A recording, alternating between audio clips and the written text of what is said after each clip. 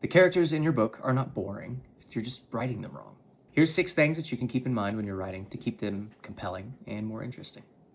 To kick things off, your characters need to want something. They need to have a motivation for the things that they do. What do they want in this book? What do they want in this specific chapter? What do they want with this specific character that they're talking with? Once you have that laid out and this character knows exactly what they want, it's going to reflect in their dialogue, it's going to reflect in their actions, and it's going to make them more relatable and believable. As human beings, we are inconsistent. We are not perfect 100% of the time. For instance, say you have a character who is brave and has courage and is a really good fighter and is good in combat, but he has this flaw where he's scared of taking a life. So that correlation of him being brave and a really good fighter, but he's scared of killing somebody, that adds a nice little layer of texture and just an inner conflict in this character that could be interesting.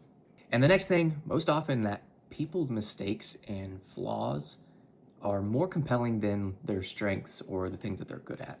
I mean, who wants to read about a character who does everything right and is a perfect person all the time? Flaws create conflict, and conflict creates story and creates investment. What are the things that get in their head? What are the things that trip them up?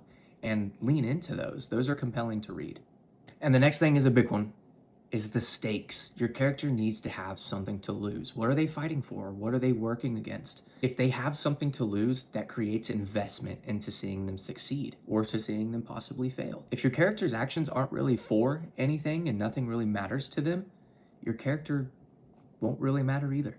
And this next one's a little tricky because there's a lot of different ways to do this and it can be done correctly. But I found with me, characters' backstories and like their history, there's a certain way that I go about it. I like to create my characters kind of in the middle of things and you're just thrown in with them. I found that once you start to like these characters and you start to relate to them and you're invested in them, when you go back to read their history or a flashback or a backstory, you're more emotionally invested as opposed to just going through a whole exposition of backstory. Hey, I have no idea who these people are. It's just, sometimes people just don't care. And the last thing, and I think I've said this in pretty much all my videos, is show don't tell. You don't want to explain the character. You don't want to explain their personalities.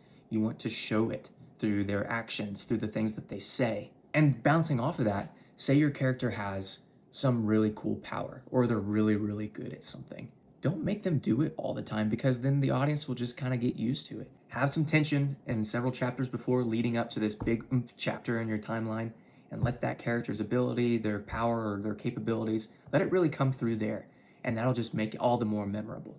If you like reading books with interesting characters and, diverse personalities, check out my book Grave Call. And if you enjoyed these writing tips, check out my page.